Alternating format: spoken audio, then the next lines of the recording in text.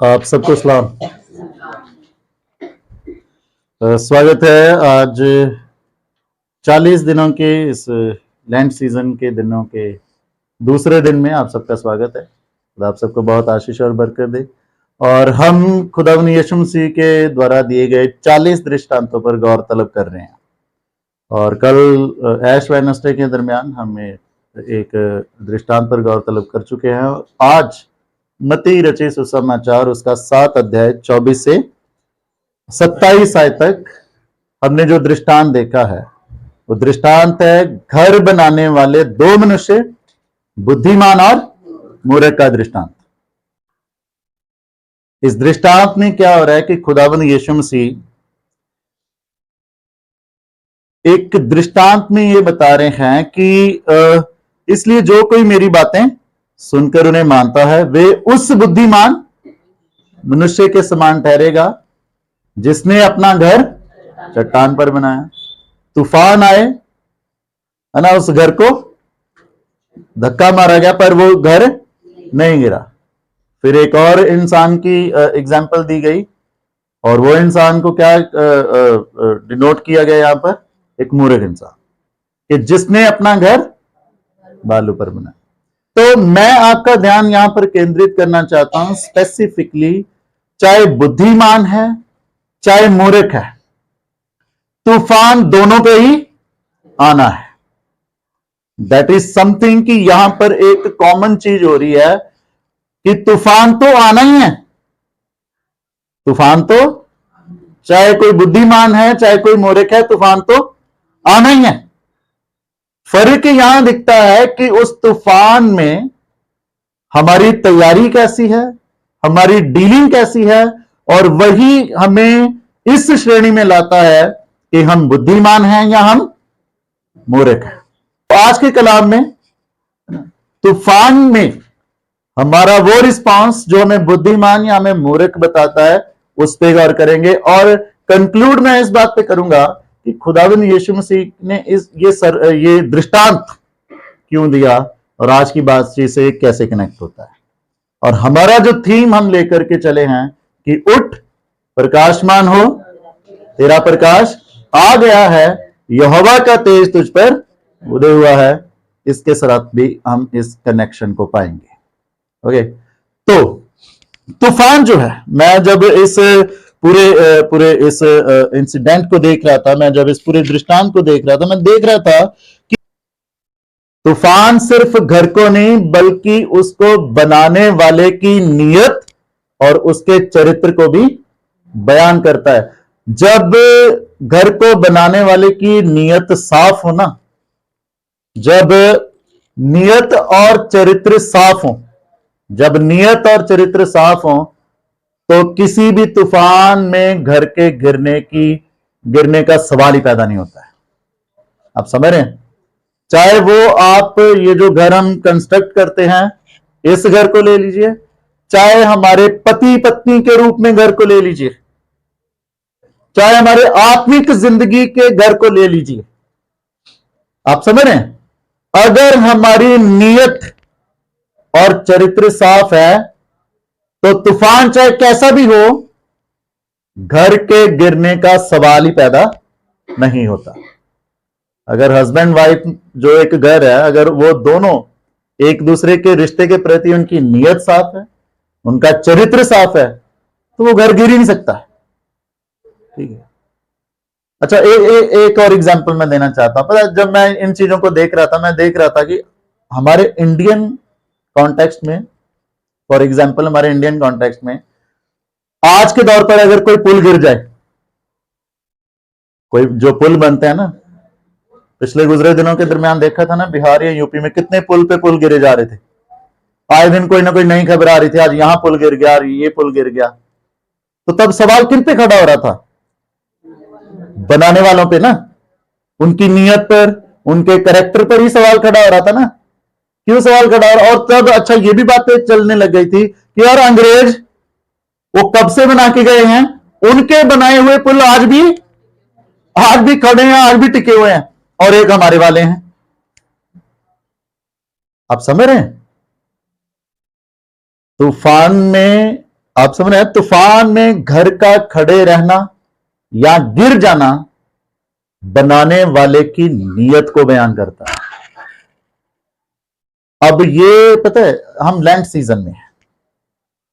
Land season में पासवान और खुदा के दास लोग जहां कहीं भी अपॉइंटेड हैं, अपनी कलीसियों को ये कोशिश करते हैं कि ये टाइम है, खुदा के साथ मजबूत हो जाओ, खुदा के साथ बन जाओ।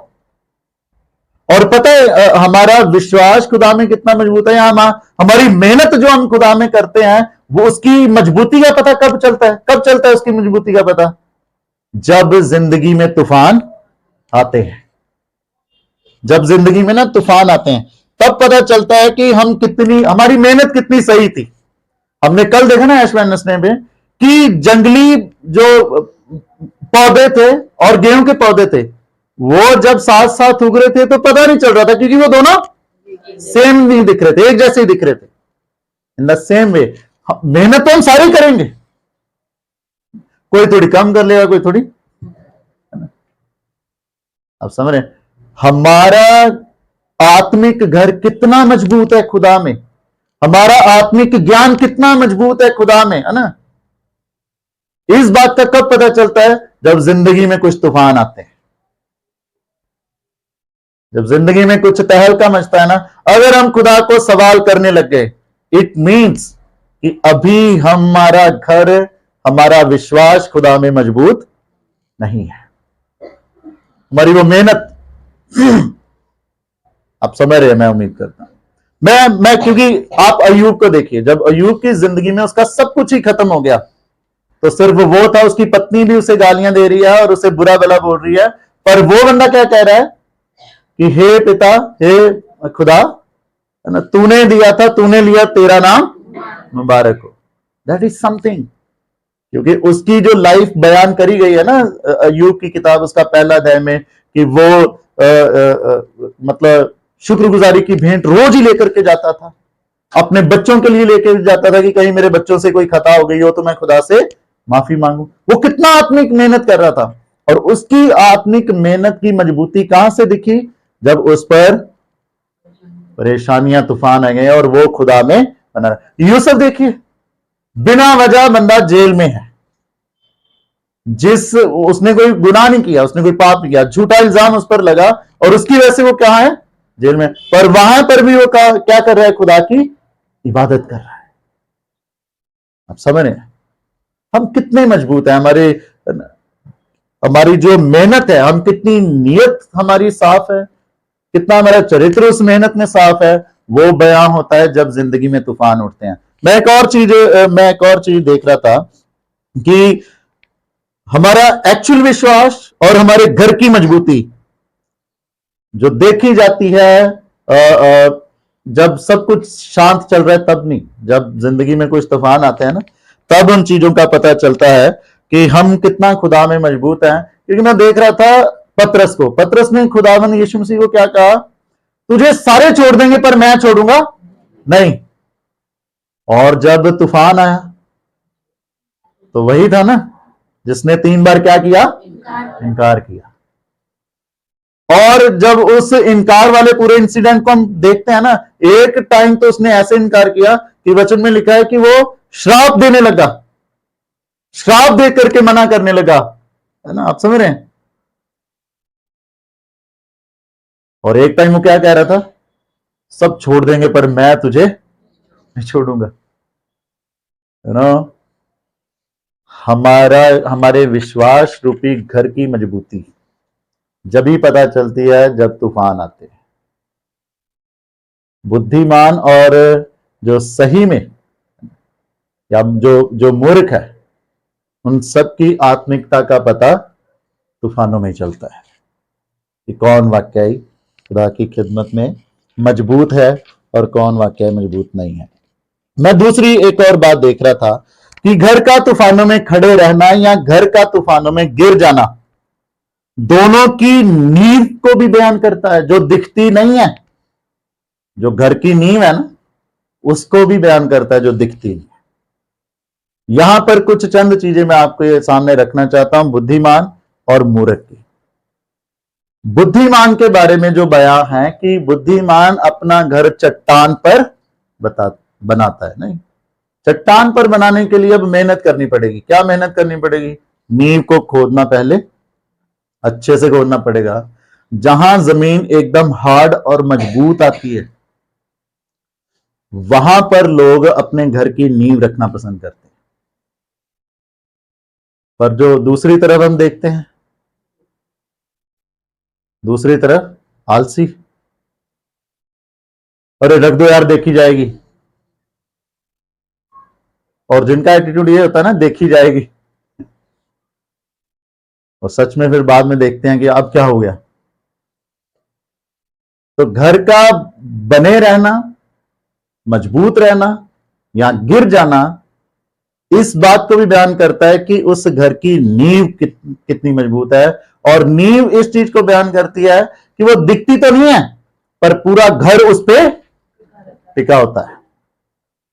और मैं जब इसको आत्मिक रूप से कनेक्ट करने की कोशिश कर रहा था तो मैं ये देख रहा था, मेरे सामने जबूर 1, भजन संहिता 1, और उसमें एक बड़ी अच्छी एग्जाम्पल दी गई है कि धर्मी इंसान उस पेड़ की मानिंद है जो नदी के किनारे लगाया गया है, जिसके पत्ते हमेशा हरे रहते हैं, जो समय से अपना क्या लेकर के आता है? फल लेकर के आता है, क्योंकि वो अपनी जड़ों को कहां बढ़ाता है? वो अपनी जड़ों को गहराई में पानी की ओर बढ़ाता है। ये जो लैंड सीजन है ना, ये हमारे मसीहियों के लिए अपनी आत्मिक और अपनी रूहानी जड़ों को मजबूत करने का टाइम है कि हम खुदा में और गहराई में जाएं, हम मजबूत हों। हमारी नींव जितनी गहरी जाएगी, हम खुदा में उतना मजबूत होते जाएंगे, हम खुदा में उतना मजबूत होते जाएंगे। और वो जो गहराई में जाना है वो भले लोगों को दिखे ना दिखे, पर जब ही जरूर दिखता है जब तूफान आते हैं, क्योंकि तूफान तो दोनों पे ही आएंगे, बुद्धिमान पे भी और मूर्ख पे भी। पर उस तूफानों में हमारा जो रिस्पांस है वो बताएगा कि हम बुद्धिमान हैं या हम मूर्ख हैं। और यहां पर जो मैं बता रहा हूं कि घर की नींव जो है वो दिख तो नहीं रही है पर पूरे घर को संभाले रखी हुई, और हमारी जड़ें जो खुदा में मजबूत हैं, गहरी हैं, भले हमारा कमिटमेंट, भले हमारा डेडिकेशन जो हमारे खुदा के प्रति है, जो हमारी प्रार्थना के प्रति है कि सुबह उठ करके जो हमारा डेडिकेशन है प्रेयर के लिए, बाइबल रीडिंग के लिए, रात को बाइबल पढ़ के प्रार्थना करके सोने का जो डेडिकेशन है, जरूरी नहीं है ना लोगों को दिखे। और वचन तो साफ बयान करता है कि ऐसा है भी नहीं कि लोगों को दिखाने की जरूरत भी है। वो अपना टाइम आएगा जब तूफान, जब वो तो आएंगे, सबकी जिंदगी में आने ही है, वो तो है, वो अपने आप दिख जाएगा कि ये वो खुदा के लोग हैं जो आज भी खुदा की परस्तिश कर रहे हैं, भले कैसा भी दौर में से गुजर। इनकी नींव मजबूत है, इनकी जड़ें जो हैं इनकी जड़ें जो हैं वो मजबूत है। तो मेरे अजीजों, जो दूसरी बात जिसकी तरफ मैं देख रहा था, एक और बात जो मैं यहां पर नोटिस कर रहा था, क्योंकि जब नींव गहरी होनी होती है ना तो उसके लिए मेहनत लगती है, पर जो मूर्ख हैं वो मेहनत करना पसंद नहीं करते। उनको ये होता है कि अच्छा, जो आलसी लोग होते हैं, जो मूर्ख लोग होते हैं, वो शॉर्टकट को, है ना, वो शॉर्टकट को ज्यादा पसंद करते हैं और उनको जल्दी बड़ी होती है कि हमें जल्दी से मिल जाए। आज मसीही समाज में भी तो ऐसे लोग हैं, जब कोई ब्लेसिंग हमें चाहिए तो हमें ये होता है कि ये ब्लेसिंग हमें जल्दी से मिल जाए, है ना। कई लोगों का ऐसा रहता है, अरे भाई साहब से दुआ करवाई थी, कुछ असर नहीं हुआ, ऐसा है ना। मैं पहले भी कई बार बता चुका हूं कि अब भाई साहब कौन सा जादू की जड़ी वो छड़ी लेके बैठे हैं ना कि घुमाई और काम हो गया, आप समझ रहे।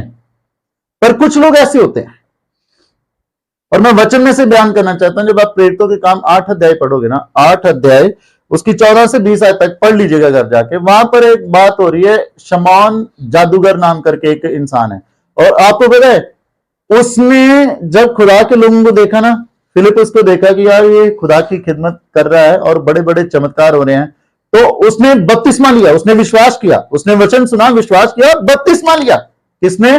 शमौन जादूगर ने। उसके बाद सामरिया में क्या हुआ कि पतरस और यूहन्ना आए। तो जब पतरस लोगों पे हाथ रख रहा था तो लोगों को पवित्र आत्मा मिल रहा था। इस बंदे ने देखा कि यार ये हाथ रख रहा है और क्या हो रहा है, सबको पवित्र आत्मा मिल रहा है। तो वचन में लिखा है ये अपने पास ढेर सारा पैसा लेके गया और पतरस को जाके बोल रहा है कि मुझे भी ये है ना, मुझे भी ये शक्ति दे कि मैं भी जिस पे हाथ रखूं वो क्या हो जाए, पवित्र आत्मा से भर जाए। तो आप नोटिस कर रहे हैं, कुछ समय पहले उस बंदे ने बपतिस्मा लिया है और विश्वास किया है। कुछ ही दिनों बाद उसको क्या चाहिए कि बड़े बड़े चमत्कार होने लग जाए मेरे हाथों से। आप समझ रहे हैं? द सेम बिहेवियर आज हमारा भी कई बार रहता है। और वो किन का रहता है? क्योंकि वो अपनी जड़ें मजबूत नहीं अभी कर रहे हैं ना, गहरा नहीं जा रहे हैं खुदा में अभी। वो चाहते हैं कि जल्दी से हमें मिल जाए। और पता है आपको पतरस ने उसे क्या कहा? तू और तेरा पैसा पैसा दोनों ही नाश हो जाओ, तू अपने पैसे के साथ ही नाश हो जाए। आप समझ रहे हैं? जब घर की मजबूती जो नींव पर होती है, जो दिखती तो नहीं है, उसको गहरा करना पड़ता है।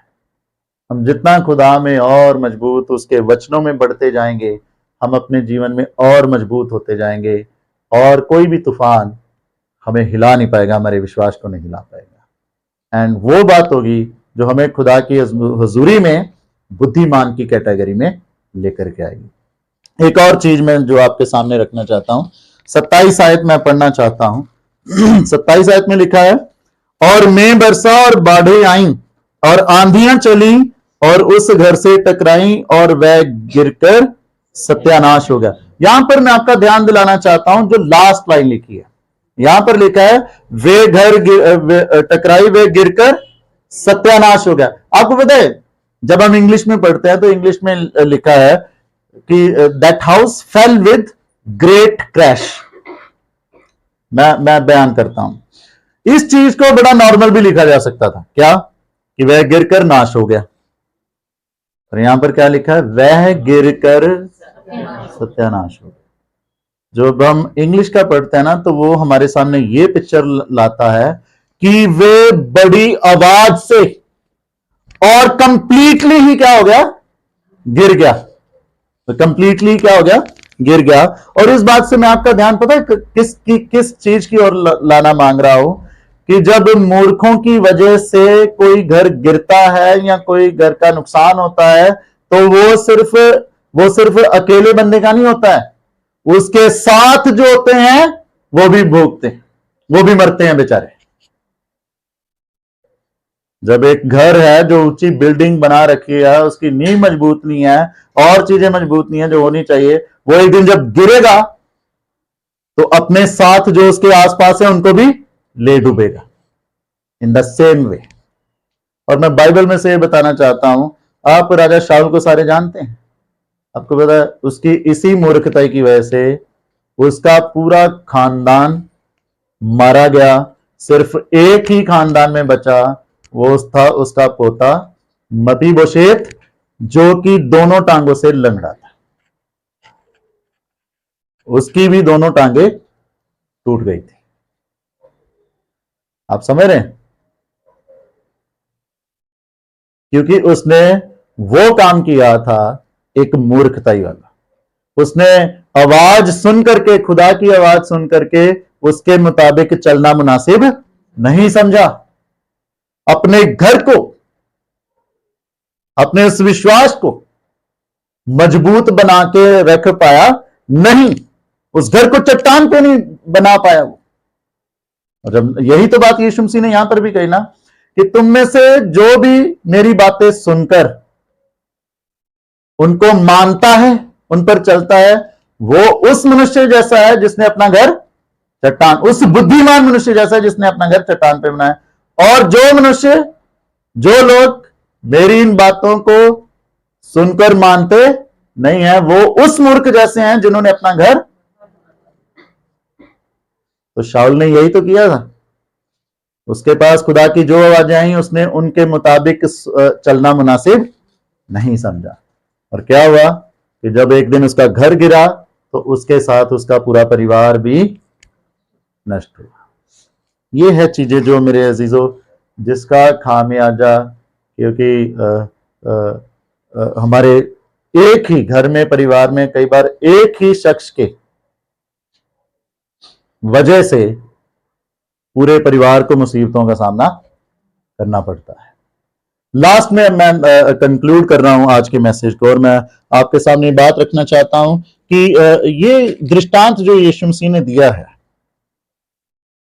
बुद्धिमान और मूर्ख, मैं 18 आयत पढ़ना चाहता हूं आपके सामने, फिर मैं आपको बात रखना चाहता हूं। 7 अध्याय 18 आयत।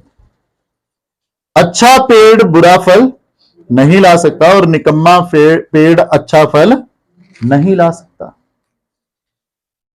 अच्छा पेड़ बुरा फल नहीं ला सकता, है ना, और बुरा पेड़ अच्छा फल नहीं ला सकता। सुनिए मेरी बात ध्यान से सुनिए। खुदा नहीं चाहते, ये दृष्टांत किस लिए दिया? खुदा नहीं चाहते कि हम मूर्खों की मानिंद एक दिन नाश हो जाएं। वो चाहते हैं कि हम बुद्धिमान होकर के एक अच्छा पेड़ बने जो अपने लिए और अपने परिवार के लिए अच्छे फलों को लेकर के आए, अच्छे फलों को लेकर के आए। ये दृष्टांत इसलिए ताकि मैं और आप समझदार होकर के अपने घरों को, अपने आत्मिक घरों को और अपने इन पारिवारिक घरों को बुद्धिमान मनुष्य की तरह चट्टान पर बनाए, चट्टान पर बनाए। अपनी नीयत, अपना कैरेक्टर साफ रखें, जो चीजें हमने देखी है ना, अपनी नींव को मजबूत बनाएं, गहरा बनाएं खुदा में। और इस रीति से जब हम बुद्धिमत्ता से चलते हैं तो इसका ब्लेसड असर सिर्फ हमारे लिए नहीं बल्कि हमारे तमाम अजीजों के लिए भी आता है। तो खुदा ने यह दृष्टांत इसलिए दिया है ताकि हम बुद्धिमान की तरह ब्लेसड होकर के आगे बढ़े, ना कि मूर्खों की तरह एक दिन नाश हो जाए। दूसरी बात जो यहां पर खुदा चाहते हैं, जो हम थीम लेकर के चले हैं कि उठ प्रकाशमान हो, उनकी तरह प्रकाश आ गया है और यहोवा का तेज तुझ पर उदय हुआ है। ये मैसेज, ये दृष्टांत इसलिए क्योंकि खुदा चाहते हैं कि हम उठें और बुद्धिमान बने, हम उठें और बुद्धिमान बने। और इस दृष्टांत के माध्यम से ये खुदा की आवाज मेरे और हम सब के लिए है। हो सकता है आज तक हमने कुछ ऐसी बातें अपनी आत्मिक जिंदगी में करी हों जो ये बयान करती हूं कि ये तो एक मूर्खों के समान था। राज खुदा की आवाज है क्योंकि हम उस खुदा की इबादत करते हैं जो हमें सेकंड चांस देता है, जो हमें मौका देता है कि हम उसकी खिदमत में आगे बढ़े। और वो चाहता है कि हम उठें क्योंकि यीशु मसीह के नाम में उसने अपना प्रकाश हम सब पर जाहिर किया है, और वो चाहता है कि हम रोशन होकर के अपने घरों में, अपने परिवारों में, अपनी कलीसिया में, अपने तमाम अजीजों में आगे बढ़े। प्रभु अपने पवित्र कलाम के द्वारा हम सबको बहुत आशीष और बरकत दे। आमीन।